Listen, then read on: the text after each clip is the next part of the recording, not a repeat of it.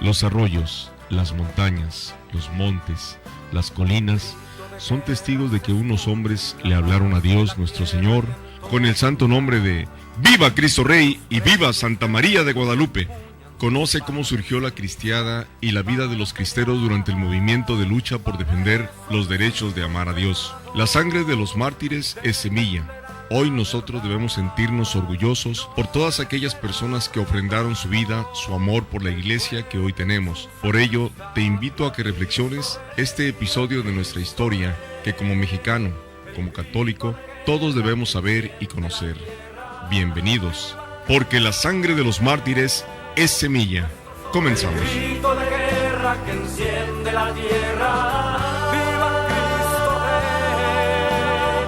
Nuestro soberano Señor, nuestro capitán y campeón.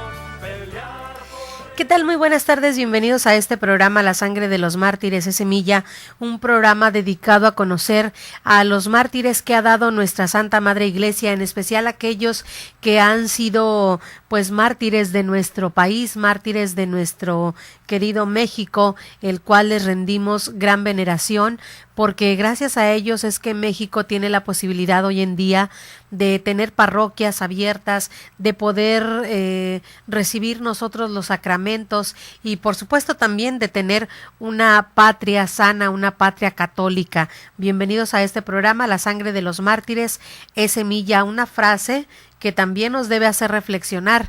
La sangre de los mártires es semilla de cristianos. Gracias a estos mártires es que la iglesia puede seguir viva y sigue floreciendo en ella.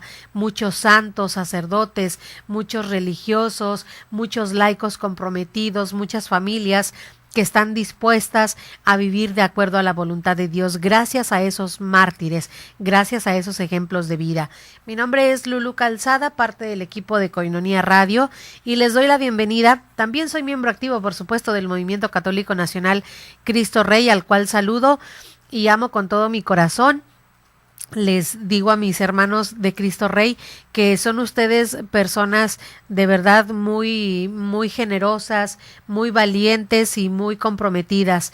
Yo deseo de todo corazón que sigamos con este mismo entusiasmo, porque gracias a este entusiasmo es que nosotros podemos seguir formando parte de esta arquidiócesis de Tijuana, que tanto requiere de movimientos que estén bien consolidados y que estén bien fundamentados su fe para poder dar razón de nuestra fe en todo momento y en todo lugar y en todo tiempo, por supuesto. Bien, pues les doy la bienvenida a este programa. El día de hoy vamos a conocer un poco la historia de la persecución religiosa. Recuerden que nosotros como Movimiento Cristo Rey nos dedicamos un poco a abrir este panorama que muchas veces se ha querido tapar o que incluso el mismo gobierno ha querido tapar. ¿Por qué el gobierno? Pues bueno, porque están involucrados ahí algunas personas políticas que en su momento fueron los causantes de esta fuerte persecución religiosa en México. Por lo tanto, el gobierno, las escuelas, la Secretaría de Educación Pública no abriría sus libros o no abriría capítulos de sus libros para dar a conocer este acontecimiento que nosotros como católicos lo debemos de tener en el recuerdo, lo debemos de tener en nuestra historia, dentro de nuestra historia de vida como católicos, porque si no lo tenemos entonces tenderíamos a cometer errores semejantes. Aquel que desconoce su historia está condenado a repetirla, dice una frase, ¿no? Y nosotros no queremos continuar con esta historia errada en cuanto a la Iglesia Católica en México. Por eso el Movimiento Católico Nacional Cristo Rey nos dedicamos un poco a que la gente conozca esta historia de México, esta historia que queda marcada en nuestra raíz y en nuestra sangre, y debe ser así para poder nosotros también en un futuro dar respuesta de acuerdo al ejemplo que aquellos mártires de Cristo Rey nos habrían dejado. Entre el año 1926 y 1929 se hace un decreto que obliga a las iglesias a cerrar sus puertas, obliga a los sacerdotes extranjeros a salir del país, obliga a muchos obispos incluso a quedar desterrados de su propio país, yéndose al país vecino, yéndose a Estados Unidos, por ejemplo, muchos de ellos, otros tantos a España. ¿Por qué? Porque simplemente el gobierno no quería cederles derecho alguno a permanecer en este país, y si ellos acaso permanecían en el país, tenían que rendirle un cierto tributo al gobierno, en cuestión económica estamos hablando. Al negarse la iglesia a esto, obviamente empieza a levantarse en armas el gobierno, a desterrar, ya les decía, obispos, sacerdotes, religiosas, a cerrar conventos, a cerrar parroquias, a cerrar el seminario, siendo incluso también habiendo seminarios clandestinos. Muchos seminaristas se tuvieron que ir de México para poder continuar sus estudios. Otros tantos sacerdotes fueron ordenados de manera clandestina. Se hacían grupos de varios niños para poder recibir el sacramento en clandestinamente, de manera pues muy sigilosa, para que el gobierno no los aprendiera y no tuviera algún abuso fuerte en contra de ellos, principalmente la muerte. Muchos de ellos no lograron evadir la violencia del gobierno. Tanto fue así que muchos pendían de los postes telegráficos, muchos de ellos les cortaban la cabeza y las cabezas eran expuestas en las calles para que la gente entendiera qué iban a pasar con ellos. Otros tantos estaban amarrados con alambres de púas en los postes. Imagínense ustedes la crueldad, la violencia y la hazaña con la que el gobierno hizo todo esto por odio a la fe. Y nosotros a ellos les llamamos mártires. Yo quiero preguntar, ¿en cuántos libros de texto aparece este hecho histórico? 1926 a 1929. Nos hablarán que en ese tiempo gobernó ¿quién? Plutarco Elías Calles. Era el presidente de aquel entonces, y fue él el encargado de hacer todas estas atrocidades. ¿Pero los libros de texto cuentan esto? No, absolutamente no. En el tiempo en el que salió una revista celebrando los años de la Revolución Mexicana y también de la Independencia, hicieron un pequeño recuento, un libro especial que sacaron, pero utilizaron 2 o 3 estrofas para narrar el hecho histórico, no de la cristiada, por supuesto, sino de Plutarco Elías Calles, poniéndolo como un gran hombre, un hombre que defendió, que fue valiente, que fue enérgico ciertamente, pero que siempre estuvo en defensa de la justicia para el país.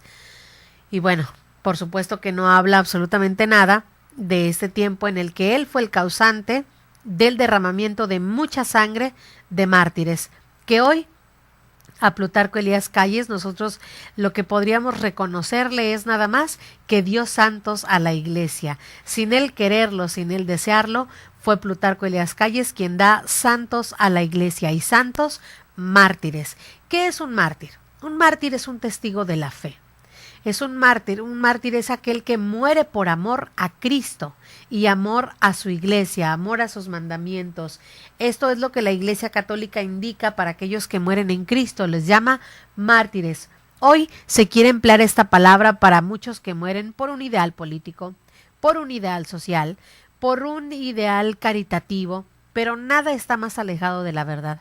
A esto nosotros los podemos llamar héroes, les podemos llamar gente valiente, les podemos llamar heroínas a las mujeres, ¿verdad? Campeones si queremos, pero nunca mártires, porque el mártir es aquel que muere por amor a la fe, muere por amor a Cristo. Para ser un mártir se requieren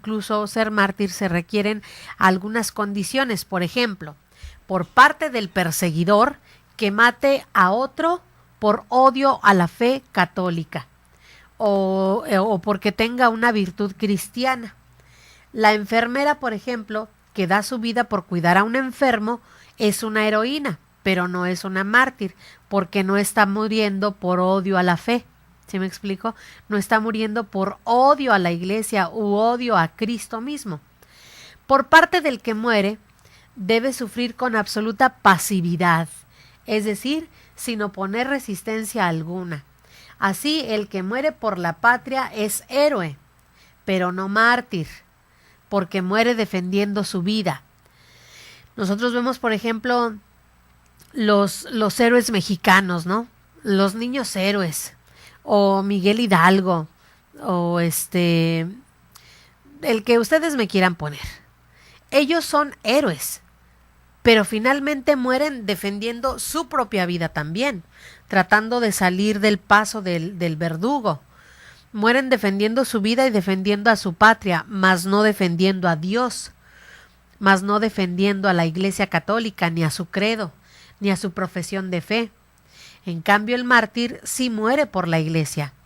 El mártir sí da su vida por la Iglesia, derrama su sangre por Cristo mismo. Porque el mártir, el que muere por odio a la fe, se enciende su corazón cuando escucha escucha que alguien se mofa de la Iglesia o se mofa del mismo Cristo y la defiende y argumenta por qué no deben burlarse de la Iglesia o de burlarse de Cristo. Sin embargo, al final termina siendo sacrificado o termina siendo mártir porque muere, porque él defendió la fe, defendió lo que cree en sí mismo. También el mártir debe sufrir por amor a Jesucristo, por guardar los mandamientos, por conservar la castidad, por no blasfemar, es decir, por ser fiel a la fe católica. No se trata de sufrir o morir simplemente, sino de hacerlo por amor a Dios. Eso decía San Agustín, ¿verdad? Que el mártir no... Una frase que decía San Agustín: no es la pena, sino la causa lo que hace al mártir. No es lo que yo sufra, sino la causa que me hace sufrir. Y sufrirlo pacíficamente, pacientemente. No es mártir aquella persona que está siendo ejecutada o que están haciéndole daño a su cuerpo y está quejando, o está blasfemando, o está diciendo groserías, o está diciendo ¿por qué a mí? Yo no hice nada, ¿no? Sino mártir es aquel que pacientemente lo hace. Y es mártir, no es más mártir porque sufrió más, sino la causa por la que está sufriendo. Eso es lo que le hace mártir. Vamos a escuchar en este programa un poco de la vida de uno de los personajes santos, ya hoy en día beato, el Padre Pro, que fue uno de los sacerdotes que mucho hizo en la persecución religiosa. Mucho hizo, pero todo pacíficamente, no tomó las armas, no atentó contra la vida de nadie, sin embargo hizo una gran labor en la persecución religiosa. Vamos a ver esto después de la pausa, quédense con nosotros, también un recuento del acontecimiento histórico de 1926 a 1929 de la persecución religiosa. Hacemos una pausa y estamos con ustedes. Gracias. El martirio es el supremo testimonio de la verdad, de la fe, designa un testimonio que llegue hasta la muerte. Después del corte regresamos con más en La sangre de los mártires es semilla.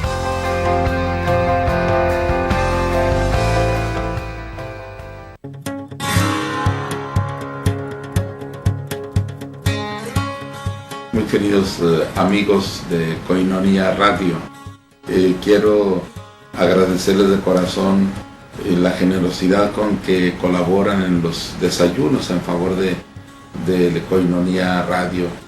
Es muy importante la colaboración de ustedes. Se trata de poder continuar con este trabajo tan importante de la difusión del Evangelio a través de la radio, y esto naturalmente es un medio muy costoso. Les agradecemos esta respuesta que ustedes tienen, su generosidad, porque es una ayuda muy importante para poder continuar nosotros en Koinonia Radio con esta difusión del Evangelio. Mil gracias y que Dios les bendiga.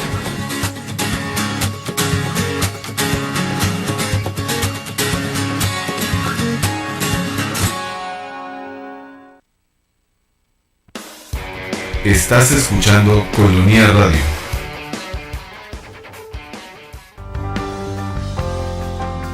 El mártir da testimonio de Cristo, muerto y resucitado, el cual está unido por la caridad. El programa La sangre de los mártires es semilla está de regreso. Continuamos.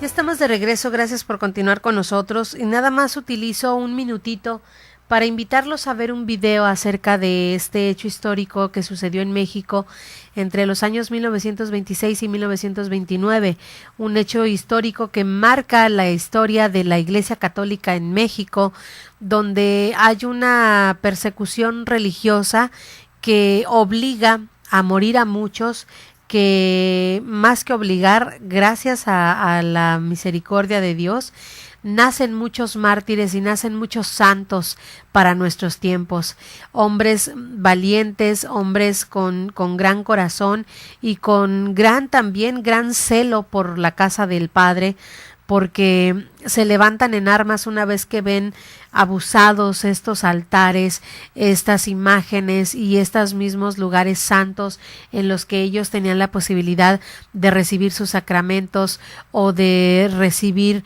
el sacramento del matrimonio, del bautismo, la confirmación. Ellos, al ver que el gobierno está atentando contra esto, pues deciden lanzarse para un bien, que es mantener la religión católica en México. Vamos pues a ver este video, por favor, Guillermo, que es el hecho histórico de la persecución religiosa en México, un poco el acontecimiento, lo que sucedió en aquel tiempo. Adelante, Guillermo. La Guerra Cristera. Varias corrientes ideológicas surgidas de la Revolución Mexicana se caracterizaron por su pensamiento anticlerical, destacando el grupo sonorense que había emergido del constitucionalismo. Muestra de ello fue la versión de la Constitución de 1917, que en sus artículos 3, 5, 24, 27 y 130 despojaban a la Iglesia de varios de sus derechos. Durante los gobiernos de Álvaro Obregón y en especial en el de Plutarco Elías Calles, se incrementó la persecución religiosa, lo que trajo como consecuencia el descontento de la mayoría de la población. Tiempo antes se había concebido las ideas del Papa León XIII, que en 1891 había escrito su famosa encíclica Rerum Novarum, en la que se expuso la doctrina social de la Iglesia, buscando lograr la unión y paz de los seres humanos para alcanzar el bien común. En 1895, el periodista católico Trinidad Sánchez la dio a conocer en México y fue permeando en los miembros de la sociedad, creándose sindicatos, el Partido Nacional Católico en 1911 y al año siguiente la Acción Católica de la Juventud Mexicana. En 1922 fue electo Papa Pío XI, quien postuló la necesidad de que los católicos dejaran la pasividad para lanzarse a la acción, idea que fue retomada en México por Anacleto González Flores. Ese mismo año se organizó el Congreso Nacional Católico Obrero, organizado por el arzobispo de Guadalajara, Francisco Orozco y Jiménez, y el de México, José Mora del Río. En el marco de los 400 años de la llegada de los franciscanos a México, se realizó la bendición de la primera piedra del segundo monumento en el Cerro del Cubilete. Sin embargo, lo que inició abiertamente el choque entre católicos y el gobierno fue el cisma de la Soledad, de febrero de 1925, cuando con el apoyo de Calles y de Morones, el patriarca Joaquín Pérez y Budar encabezó la fundación de la Iglesia Católica Mexicana. Otro golpe fue una serie de leyes que se promulgaron en Tabasco por iniciativa de Tomás Garrido Canaval, en la que se exigía que los sacerdotes fueran de nacionalidad mexicana y estuvieran casados. Como una respuesta se creó la Liga Nacional de la Defensa para la Libertad Religiosa y en Guadalajara, Anacleto González Flores fundó la Unión Popular. El primer obispo de Huejutla, José de Jesús Manríquez y Zárate, dio a conocer una carta pastoral en contra de las leyes mexicanas, razón por la cual fue aprehendido. El 16 de junio de 1926 se dio a conocer la Ley Calles, contra el culto público, los votos religiosos y la expulsión de sacerdotes extranjeros. Ante esta situación, el clero mexicano decidió suspender cultos el 31 de julio de 1926, por la entrada en vigor de la Ley Calles. 2 días antes, en Puebla, había surgido el primer mártir de esta persecución, José García Farfán. La sangre de los cristianos poco a poco fue derramada como testimonio de fe. En la fiesta de la Asunción de María de 1926, dieron su vida los mártires de Chalchihuites, el sacerdote Luis Batis, junto con los laicos Manuel Morales, Salvador y David Lara Puente, lo que provocó la insurrección en esta región. Inicialmente se planteó como estrategia la propuesta de Anacleto González Flores, de efectuar un boicot a nivel nacional para obligar al gobierno a derogar la Ley Calles. Sin embargo, poco a poco la Liga consideró que era necesario, como defensa, lanzarse a la lucha armada. A finales de 1926 se nombró a René Capistrán Garza jefe del movimiento armado. Él se encontraba en Estados Unidos buscando fondos para la causa. Se decidió que el levantamiento se iniciaría el 1 de enero de 1927, buscando tomar Ciudad Juárez, Chihuahua. Sin embargo, donde el movimiento fue adquiriendo fuerza fue en los Altos de Jalisco, el Bajío, Colima y Zacatecas. A los miembros de este ejército se les llamó defensores, luego libertadores y por último cristeros, porque su grito de batalla era ¡Viva Cristo Rey! Los sacerdotes eran perseguidos y sacrificados. A principios de 1927 alcanzaron la palma del martirio San Genaro Sánchez, San Mateo Correa y San Julio Álvarez. El 1 de abril de 1927 daba su vida el ideólogo del boicot, el Gandhi mexicano, el líder católico, Anacleto González Flores, junto con Luis Padilla Gómez, Jorge y Ramón Vargas González. Días después lo seguirían los hermanos Ezequiel y Salvador Huerta Gutiérrez. El gobierno quería más sangre, y en abril de 1927 los sacerdotes San David Uribe, San Sabás Reyes y San Román Adame, además de los mártires de San Joaquín, también obtuvieron la palma de la victoria. El 25 de mayo de 1927 ofrendaron sus vidas los sacerdotes de Totatiche, Jalisco, San Cristóbal de Magallanes y San Agustín Caloca. Magallanes había fundado hacía años un seminario auxiliar en esa población. El 20 de junio de 1927 renunció a su cargo René Capistrán y se buscó un general de carrera que dirigiera el movimiento cristero para darle mayor solidez. En ese contexto se nombró jefe de las fuerzas cristeras en el estado de Jalisco al general Enrique Gorostieta Velarde. Posteriormente, Álvaro Obregón mostró su interés por reelegirse como presidente, traicionando el principal ideal de la Revolución Mexicana: sufragio efectivo, no reelección. De subir al poder nuevamente Obregón, traería como consecuencia la ampliación de la persecución religiosa. Además de seguir martirizando sacerdotes católicos como José Isabel Flores, José María Robles, Justino Orona y Rodrigo Aguilar, también los políticos sonorenses mandaron a matar a sus opositores, los generales Francisco S. Serrano y Arnulfo R. Gómez. El 13 de noviembre de 1927 se dio un atentado contra Obregón y se responsabilizó al sacerdote jesuita Miguel Agustín Pro, a su hermano Humberto Pro, al ingeniero Luis Segura Vilchis y a Juan Antonio Tirado, quienes fueron fusilados sin juicio y sin haberles comprobado nada el día 23 del mismo mes y año. Un día antes había sido martirizado en Teocaltitlán el sacerdote de San Juan de los Lagos, San Pedro Esqueda. A principios de 1928 siguió la lista de mártires cristianos: San Jesús Méndez Montoya, Santo Toribio Romo, el beato Elías del Socorro Nieves del Castillo.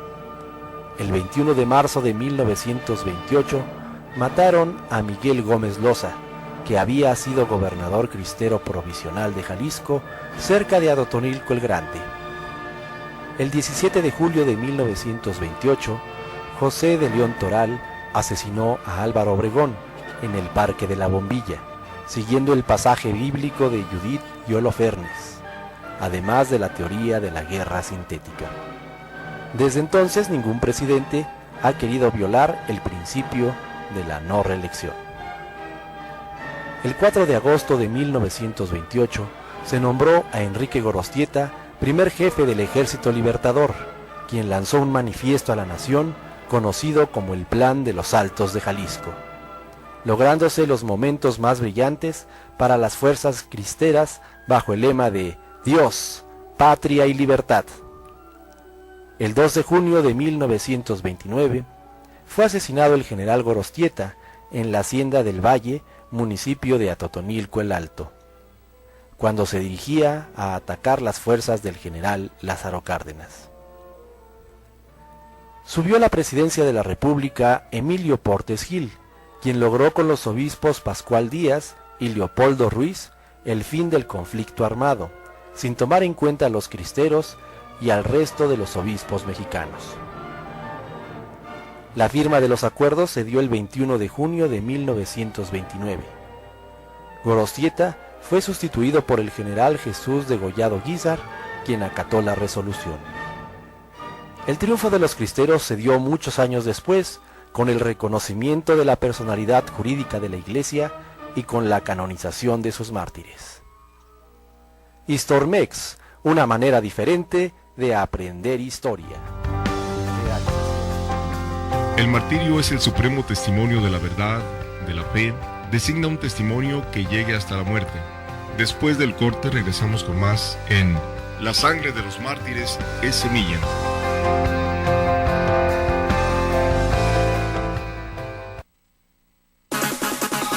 El mártir da testimonio de Cristo, muerto y resucitado, el cual está unido por la caridad. El programa La sangre de los mártires es semilla está de regreso. Continuamos.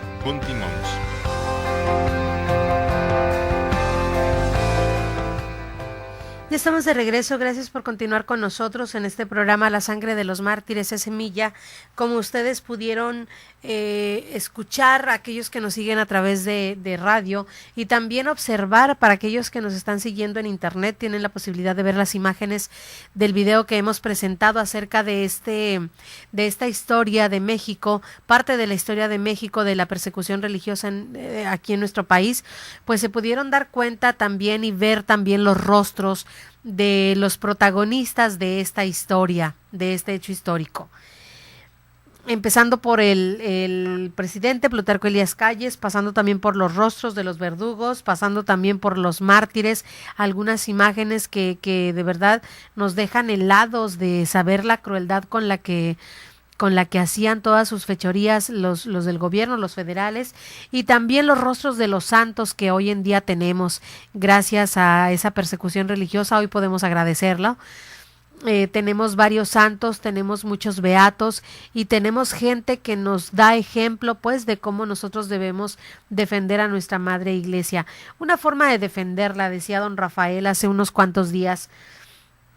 Recuerdo que él decía que nosotros debemos estar muy atentos a conocer nuestra fe, a vivirla, a amarla, a defenderla. Tenemos que aprender a hacerlo. Esa es una forma de hoy realmente ser buenos cristianos, de ser buenos educadores y de ser, por supuesto, buenos hijos de Dios. Don Rafael decía, invitaba a los papás en una ocasión, me acuerdo, en una de las tantas peregrinaciones que él hace con la gente. Decía, por favor, cuiden la fe de sus hijos, llévenlos al catecismo, porque los niños deben descubrir la forma en la que Dios les ama a ellos y cómo ellos también pueden amar a Dios.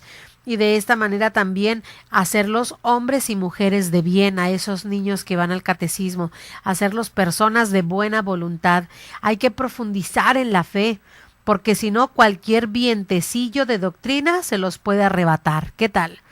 Cualquier vientecillo de doctrina le puede arrebatar la fe a nosotros. Si no estamos preparados y si no estamos conscientes y si no amamos de verdad a nuestra iglesia, cualquier vientecillo. ¿Cuáles son esos vientecillos? Humanamente hablando, podemos hablar, la depresión nos aleja de la gente, nos aleja también del mismo Dios, porque creemos que no nos ama, que no somos nadie, que somos inútiles. La depresión, los apegos exagerados a personas o a cosas, eso también son vientecillos, pero otros vientecillos que también atentan directamente contra el católico, contra nosotros, es por ejemplo, el gran número de sectas que atenta contra la Iglesia Católica, llámese Testigos de Jehová, mormones, los del séptimo día, como pentecostales, lo que ustedes quieran llamarle. Esos son los vientecitos que puedan llegar a movernos a nosotros, que pueden arrebatarnos esta fe, nos pueden arrebatar el amor de Dios. Dice el señor arzobispo, para eso necesitamos profundizar en la fe, amarla, vivirla, difundirla y defenderla. Ahí están las cualidades que nosotros debemos llevar a cabo para poder profundizar en la fe. Amar a la iglesia, vivir la iglesia, difundirla y defenderla. Esas son las obligaciones que nosotros tenemos como hijos. Yo les pongo un ejemplo muy, muy sencillo. Por ejemplo, nosotros cuando estamos con nuestra mamá o cuando estamos lejos de mamá, alguien hace algún comentario que no nos parece de nuestra mamá, ¿cómo reaccionamos? Con molestia, con coraje, con ganas de decirle al otro, oye, ¿qué te pasa? Y darle muchos argumentos de por qué nuestra madre es buena, de por qué nuestra madre es inteligente o por qué nuestra madre es todo amor, ¿no? Pues lo mismo, los mismos sentimientos debemos de tener nosotros cuando alguien atenta con nuestra madre, la iglesia. Debemos tener argumentos, pero para eso, para defender algo, tenemos que conocerlo. Tenemos que tener suficientes argumentos para decirle a los demás quién es esa persona en realidad. Pueden decir muchas cosas acerca de la iglesia. La iglesia no es santa, la iglesia no la fundó Jesucristo, la iglesia tiene muchos pecados, la iglesia es pecadora. Bueno, ¿qué argumentos tengo yo para defenderla? Pero si yo soy, en cambio, uno de los que también está contra esas cosas y también le echo más leña al fuego, pues no estoy ni amando a la iglesia, ni defendiéndola, ni viviéndola, ni nada. Si no la vivo, pues ¿cómo doy testimonio de lo que no estoy viviendo? Nosotros tenemos una responsabilidad de amar a la iglesia, pero para amarla tienes que conocerla. Y para conocerla tienes que vivirla, tienes que vivir con ella, en ella, para ella, por ella. Tenemos que hacer esto. Si no nos convertimos nosotros ya no en mártires, sino en los mismos verdugos de nuestra propia madre. Imagínense qué cosa tan terrible. Ser nosotros los verdugos de nuestra propia madre. Porque no la amamos, porque no sabemos argumentar las cosas buenas de ella. No sabemos decir qué es. Yo en una ocasión le preguntaba a don Rafael, señor, ¿y cuáles serían los elementos principales para defender a la madre iglesia, a nuestra fe, lo que profesamos? ¿Cuáles serían? Y él me decía, sencillo, hay que tener argumentos sobre 4 pilares. ¿Por qué la iglesia es una? ¿Por qué es santa?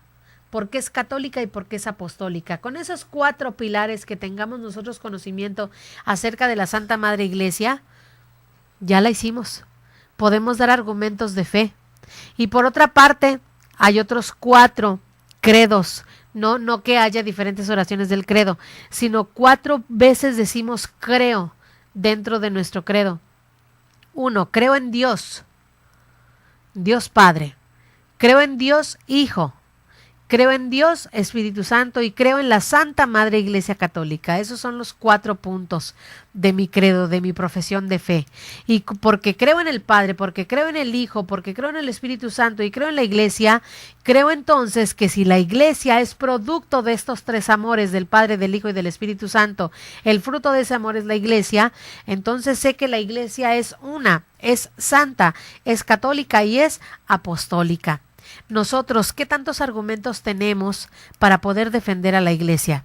Pensémoslo. ¿Qué tanto somos de los que en una charla entre familia, que son muy dadas a veces estas charlas, ¿no? Entre familia o entre amigos en el trabajo, que de pronto nos da vergüenza hacer la señal de la cruz, nos da vergüenza decir una oración antes de consumir los alimentos? ¿Qué tanto somos de esos que nos avergonzamos de que los demás vean quiénes somos o que de los demás sepan qué profeso? ¿Soy de los que me avergüenzo de eso? ¿O soy de los que me siento con la libertad y no por hacer algo ostentoso, ni que todo el mundo me vea, ni ser protagonista de nada, no, pero tengo la libertad de en un restaurante hacer la señal de la cruz? Me siento con la libertad de que con mi misma familia pueda yo hacer la señal de la cruz y decir una breve oración antes de consumir mis alimentos. ¿De qué lado estoy yo? En este momento, tú que me estás escuchando, ¿de qué lado estás? ¿O estás en medio, que a veces sí lo haces y a veces no? Lo hago pues cuando hay más gente y compartimos este momento. O yo solo puedo hacerlo en un restaurante, en una lonchería, con mis amigos de trabajo. Hay que pensar muy claramente esto. Nosotros somos católicos, somos hijos de Dios y tenemos que estar en defensa de esto que somos, lo que soy, ¿no? Tener este celo por la casa de Dios, este celo por las cosas de Dios, este celo por hacer la voluntad del Padre, este celo que tuvieron los mismos mártires que dieron su vida para salvar la iglesia en este país de México. Pero nosotros, contrario a eso, imagínense, somos criticones, blasfemamos, hacemos chistes de la religión, hacemos chistes de las imágenes sagradas, sea la Virgen, sea Cristo. Somos verdugos realmente a veces, ¿no? Somos verdugos y no somos conscientes de la gran labor que tenemos nosotros, de darle continuidad a aquello que ya hicieron tantos mártires. Aquella evangelización primera, podemos recordarla también. Podemos recordar la evangelización, cómo es que llega aquí a México, cómo es que se da a través de una imagen que para nosotros representa la maternidad completa, que es la Virgen de Guadalupe. Nosotros debemos ser verdaderos merecedores de todo esto que se ha venido conquistando a través de la historia. Pero qué terrible sería que nosotros en este punto de la historia que estamos viviendo dejemos morir todos los beneficios que ya que han ganado por nosotros y para nosotros. Porque no fui yo la que ganó la persecución religiosa, no es por mí que están abiertos los templos, no es por ti que se pueden administrar los sacramentos, no es por ti. Tú recibes en herencia todo eso. Será por ti el día que tú tengas ese valor y te animes a defender a la iglesia, a amarla, a serle fiel cual esposo es fiel a su esposa, a ser fiel cual fiel es Jesucristo a su misma iglesia. Él es fiel y no abandona, pero nosotros somos a veces una esposa, me estoy refiriendo a la iglesia, somos a veces una esposa necia, ¿verdad? Una esposa criticona, una esposa que nada más está viendo su beneficio, pero no hace nada tampoco por el esposo amado. Vamos a hacer una pausa. Quédense con nosotros, vamos a hacer ya la última pausa de este programa. Regresamos conociendo ahora un poco acerca del padre Pro, este sacerdote jesuita que también fue mártir de la iglesia en México, de la iglesia, de aquella persecución que se vivió en aquellos años en los que todavía contábamos con mucha gente que tenía el valor de gritar en las calles: viva Cristo Rey y viva Santa María de Guadalupe, por Dios y por la patria. Vamos a ir a una pausa, quédense con nosotros. Esto es el programa La Sangre de los Mártires es Semilla. El martirio es el supremo testimonio de la verdad, de la fe, designa un testimonio que llegue hasta la muerte. Después del corte regresamos con más en La Sangre de los Mártires es Semilla.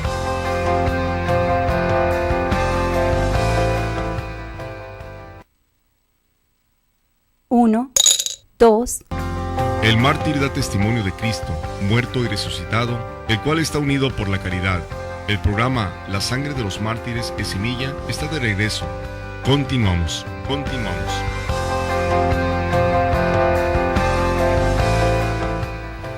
Ya estamos de regreso, este es el último bloque ya del programa La Sangre de los Mártires es Semilla. Hemos hablado acerca de qué es el martirio, hemos hablado también del hecho histórico propiamente aquí en México, hemos hablado también acerca de este amar y defender a la iglesia, defender quiénes somos nosotros. Al mismo tiempo que defendemos a la iglesia, nos defendemos a nosotros mismos, defendemos nuestra propia casta, de dónde somos, quiénes somos, lo que profesamos creer. Así que hay que estar muy animados y ser verdaderos defensores de Dios en nuestra historia, en nuestro tiempo, con nuestros amigos. Y yo siempre he insistido en esto, no es probable que se desate una persecución religiosa como fue en aquel tiempo. La persecución religiosa ahorita ya es constante, ¿no? Porque hay muchos acontecimientos que están en contra de la iglesia. Nosotros podemos hablar de la gente que es pro aborto, por ejemplo. Ellos están en contra de la misma iglesia, de la misma vida. La iglesia da vida también. La iglesia ha hecho grandes cosas por la vida. Para la iglesia, la vida es lo primordial, defender la vida. Y estas personas están haciendo una persecución constante, entonces, porque están a favor de la muerte, a favor del aborto. Podemos hablar también de la eutanasia. Son estas pequeñas persecuciones que a nosotros, cosa tremenda, ya se nos hace algo normal.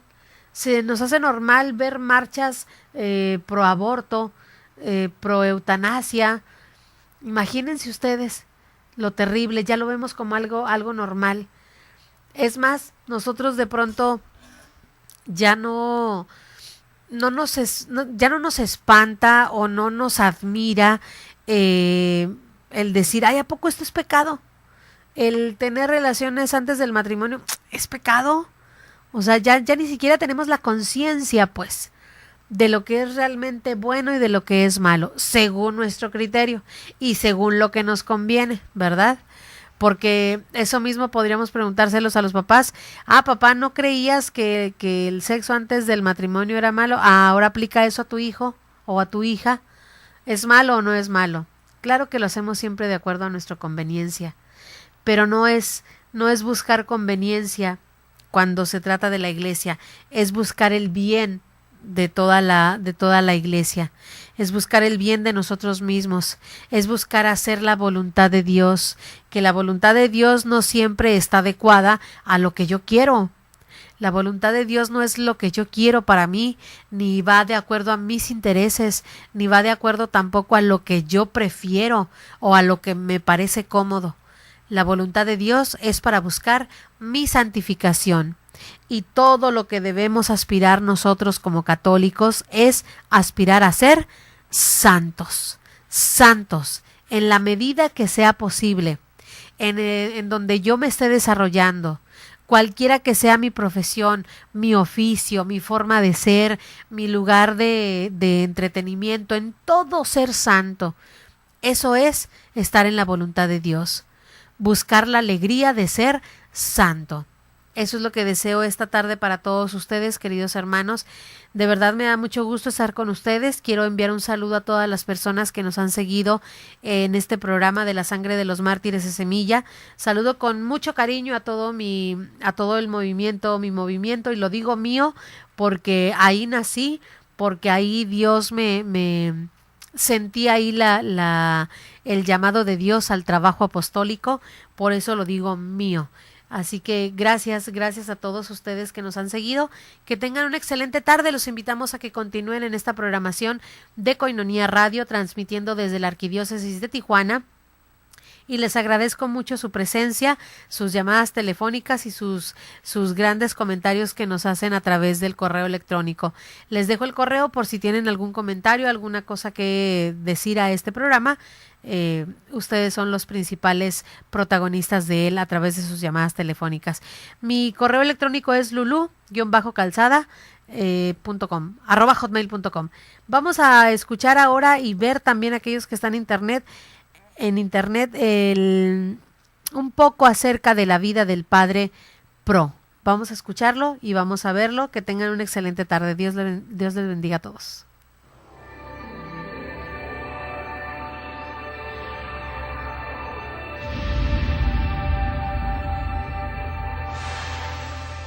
Les saludo y en esta ocasión le invito a que me acompañe a ver imágenes reales, son fotografías del padre Miguel Agustín Pro, mártir mexicano, que murió fusilado por órdenes del presidente de la República Mexicana, en aquellos años, claro, sin juicio, sin sentencia, durante el tiempo de la persecución religiosa, porque, según este hombre, quería dar un escarmiento a los católicos mexicanos. Pero no es el tema del que queremos hablar. Queremos destacar para usted la figura de un santo, de un mártir, que con su vida y con su muerte dio testimonio del amor a Dios. Conozca pues a el padre Miguel Agustín Pro.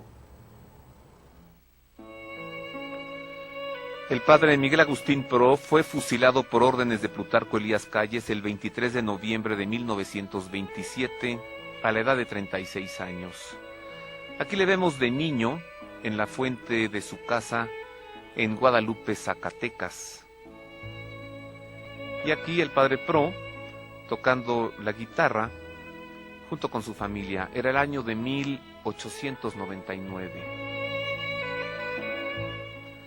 El padre Pro, de 20 años, al centro de la fotografía en la parte superior, antes de que ingresara a la Compañía de Jesús para ser sacerdote, y aquí vestido de chino durante una representación de teatro.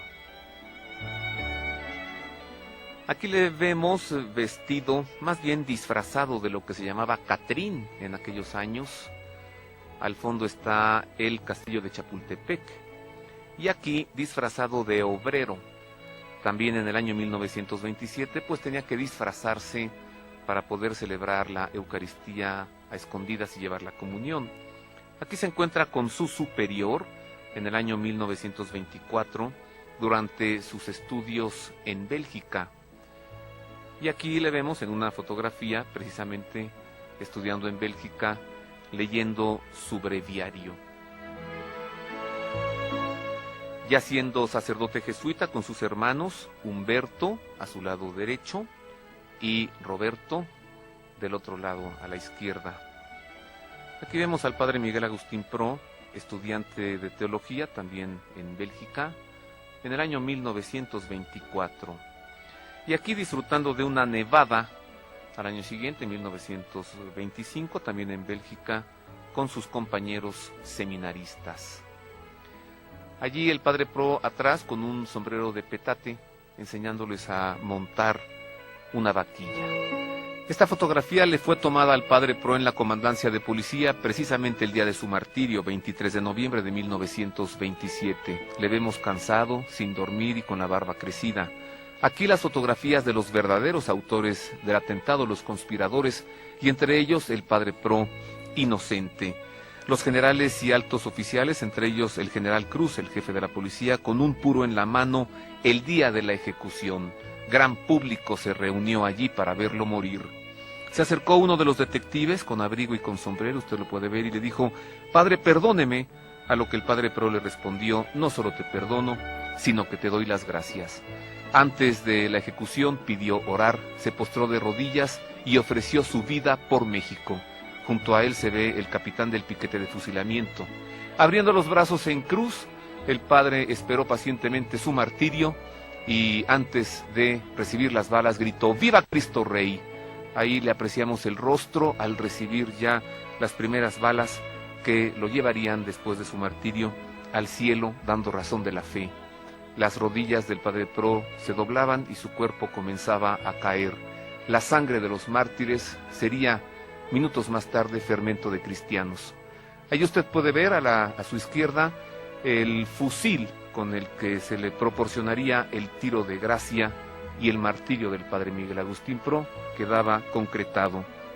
Este es el fusilamiento de Luis Segura Vilchis, el verdadero autor del atentado dinamitero. Y ahí usted ve, envuelto en una cobija que le había proporcionado el padre Pro, al obrero Antonio Tirado, otro de los conspiradores. Y en la foto que sigue puede usted ver a su izquierda a Roberto Pro, hermano del padre, mostrando el pecho para recibir las balas. Junto a él yace el cadáver de su hermano. En la estación de policía, el mártir de los derechos humanos, Miguel Agustín Pro. El día de los funerales, allí se aprecia al señor Pro ante los féretros de sus dos hijos, el padre Miguel Agustín y Roberto. La multitud acompañó a los restos del padre Pro, mientras que el padre Méndez Medina gritaba: "Paso a los mártires de Cristo Rey". Era el día siguiente del martirio, el 24 de noviembre, y un grito atronador y unánime salió de millares de pechos de creyentes en las calles de la Ciudad de México: "Viva Cristo Rey". Esta es la placa que se colocó en el lugar de su martirio, dice: "En la acera de enfrente, en línea perpendicular, al fin de la escalera, allí murió Miguel Agustín Pro". Juan Pablo II lo beatificó en solemne celebración eucarística en la Plaza de San Pedro en Roma el 25 de septiembre de 1988. Y usted tiene ante su mirada el tapiz que fue develado en el balcón de la bendición precisamente el día de su beatificación. Esta urna de plata contiene los restos reliquia de Miguel Agustín Pro dentro de la iglesia de la Sagrada Familia en la Ciudad de México, debajo de su fotografía. La sangre de los mártires es fermento de cristianos.